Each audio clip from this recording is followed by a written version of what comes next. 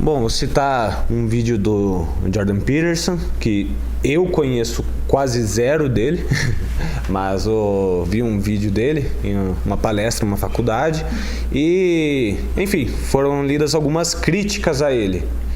E um dos caras que criticavam fez um texto muito bom, inclusive, criticando, mas falava assim, que o Jordan Peterson, ele é contra a linguagem neutra, ele é contra acho que a ideologia de gênero, não lembro. Enfim, ele deu os seus argumentos. E daí o início da resposta foi, do Jordan Peterson, que é fácil notar quando é uma ideologia e não uma pessoa falando.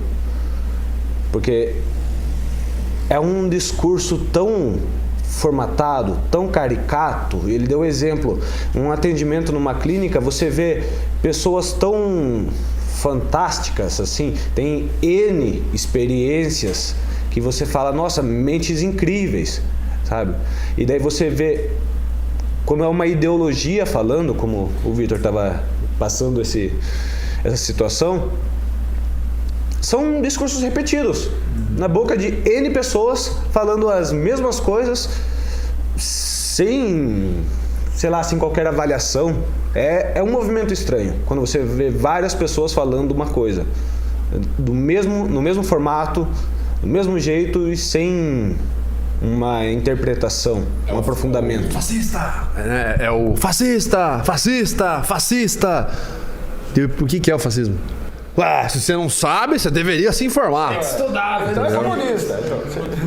Não é fascista. E veja bem, e o mais doido é que assim, quando alguém usa esse termo fascista, essa pessoa pode estar certa. Ela pode realmente estar na frente de um fascista. Sim.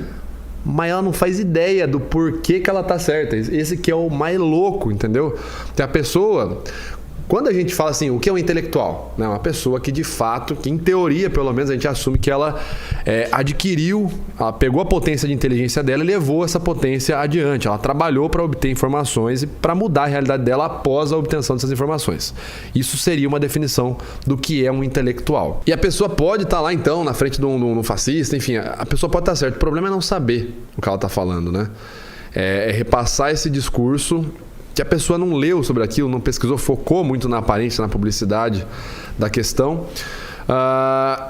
E hoje, cara, minha interpretação pessoal é de que o que é considerado um medalhão completo, né, a figura lustrosa, é aquele pseudo-intelectual sentimental. É um termo que eu tenho aqui. É o cara que ele fala sobre algo que ele não estudou a fundo, que ele não refletiu, como se ele fosse inteligente, como se de fato ele fosse o intelectual. E o intelectual, lembrando, é aquela figura que vai usar o seu conhecimento para manutenção da sua realidade, para melhora da sua realidade, né? Não basta saber se você não faz nada com isso, né? Vira uma inteligência inútil, né? Então o intelectual é aquele que ele sabe e ele transforma a realidade dele partindo do ponto onde ele está, né? Então tem até aquela história que o João Wood falou no Instituto outro dia, né? A situação onde dois homens eles ficam presos numa ilha, tem nada na ilha a não ser plantas, frutas e uma grande biblioteca. Aí um dos homens fala, nossa, eu vou estudar física quântica porque eu sempre quis ser visto como um doutor, não sei o que lá. Física quântica não, perdão, vai estudar física de fato. Eu quero ser visto como intelectual. E outro foi estudar botânica e foi estudar caça. Conclusão, meses depois o da física morreu de fome, né? Então assim, inteligência é saber utilizar aquilo que você obtém para melhorar a sua realidade. Então esse sujeito de hoje em dia, o pseudo-intelectual sentimental, ele não melhora a realidade de nada do que ele acredita, do que ele defende, nada, a situação continua caótica igual. Muitos universitários, muitos influencers, o cara vem com aquele textão lindo, pronto, como o Renan falou, cheio daquele negócio batido. O problema ele continua, mesmo o cara falando, e mais não sei o que, e o problema continua. É o cara que vai na Paulista querer bater no Guto, que é um negro, porque ele tá defendendo os negros. Entende? O cara, então, assim, ele não sabe o que fazer com a inteligência dele e é um cara muito sentimental. Hoje você precisa sinalizar sentimento. A gente vive a era daquele The Underdog Effect, né? Sim. Eu já falei sobre isso aqui na empresa, né? É o efeito vira-lata, né? As pessoas elas sentem um apreço, um quentinho no coração quando você coloca uma situação que tem o The Underdog, né? Aquele vira-lata, aquela pessoa que está lutando contra algo que é muito maior que ela. É o Davi Golias, então... É o Charlinho do Hermes e Renato. É o Charlinho, todo mundo busca o seu Davizinho hoje. E o bom medalhão é aquele pseudo-intelectual que fala sobre algo que ele não leu, como se fosse inteligente, mas sempre tem aquele traço forte da emoção, né? Pegando, por exemplo, esse caso do rapaz que quis bater no Guto, do senhor, na verdade. Você sabe o que são os negros? Falando isso para um negro, né? Você sabe o que são os negros sofridos? Porque negro sofre, porque negro apanha. Então ele traz aquela emoção e você vê que a situação não faz sentido nenhum, porque ele está falando isso para um negro, né? Então, assim, é muito caótico isso tudo. Mas você percebe esse traço, né? O cara, ele fala sobre isso, ele traz essa emoção. E aí entra um dos grandes autores, assim. Eu tenho 7 livros dele, já li 3. O mais recente dele, que foi escrito em 2020, é um tapa na cara da sociedade nesse sentido de sentimentalismo. É o Theodore Dalrymple, é o pseudônimo do Anthony Daniels, né, que é um psiquiatra inglês. E ele se coloca numa cruzada contra o sentimentalismo, né? Ele fala, inclusive, um termo que ele criou, chama-se sentimentalismo tóxico. É quando a pessoa é tão sentimental que ela acaba sendo brutal. O Anthony Daniels, ele faz um traço, né, entre o pensamento irreflexivo mais o sentimentalismo que vai chegar na brutalidade. Ele fala que isso sempre vai chegar na brutalidade.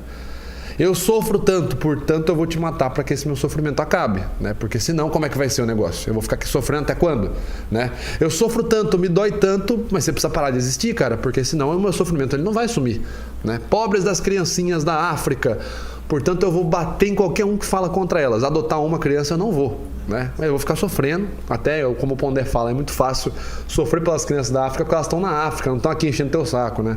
O Pondé fala que é maravilhoso essa galera que pega umas causas assim, eu fico incomodado com os chimpanzés que não cruzam. Bacana, muito útil, realmente pertinente, né, para nossa realidade atual. Mas só para jogar a bola de volta. Não, mas é só um adendo. Por favor, manda bala. Os Mamonas Assassinas já faziam isso já, né? Eu fundei a Organização de Proteção às Borboletas do Afeganistão. Maravilhoso, cara. É isso, é só isso. É isso, tá vendo? Então, assim, tem que ter o sentimentalismo, né? E aí, fazendo uma perninha, de novo, pro porquê que o sentimentalismo é um problema, o sentimentalismo, per si, ele é um dos piores temperos para um debate, para uma situação séria, porque ele empobrece a argumentação. Quando eu coloco o sentimentalismo como moeda de troca para atenção e para aceite, todos os argumentos que não são sentimentais, eles caem por terra. E muitos argumentos, eles são sentimentais ou sentimentais. Eles são contra aquilo que você está sentindo. É um exemplo bem básico. Fica gripado, ruim, péssimo. Você não consegue levantar da cama. O que você tem que fazer? Você tem que tomar Bezetacil. É feliz a ideia de tomar Bezetacil? Quem já tomou, quando alguém fala assim, viu, vai tomar Bezetacil. A reação é essa. Nossa. Só no teste. Antes faz um teste de alergia, né? Pelo amor de Deus. Porque você teve alergia?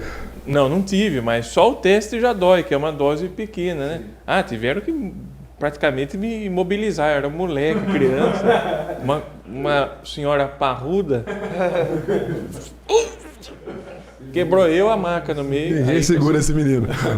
Mas enfim, esse é um exemplo do como que você se orientar pelas suas emoções é péssimo. Algo que é muito bom. Poxa, açúcar, comer açúcar, comer coisas que sejam gordurosas, traz uma sensação positiva. Não é da sensação, não. Isso é... O seu cérebro joga contra você nessa questão.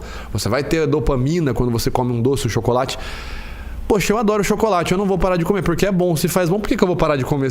Que inclusive é até uma ideia que está em voga na internet hoje em dia. Se faz bem, por que você não vai fazer? Né? Cara, você vai desenvolver doenças físicas. Eu não vou nem falar da forma física. Mas se eu quiser, eu não preciso estar no padrão. Não precisa, perfeito. Só que comer açúcar vai te deixar burro. Ponto.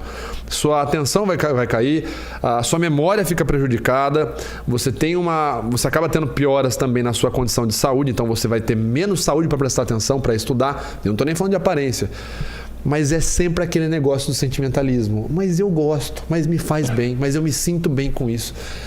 Você percebe que quando a gente coloca o sentimentalismo como exigência, acaba virando uma carta, assim, um livro de regras para o cara que quer manipular a massa. Eu vou apresentar um argumento sentimental aqui, automaticamente eu ganhei a discussão. É a internet hoje em dia.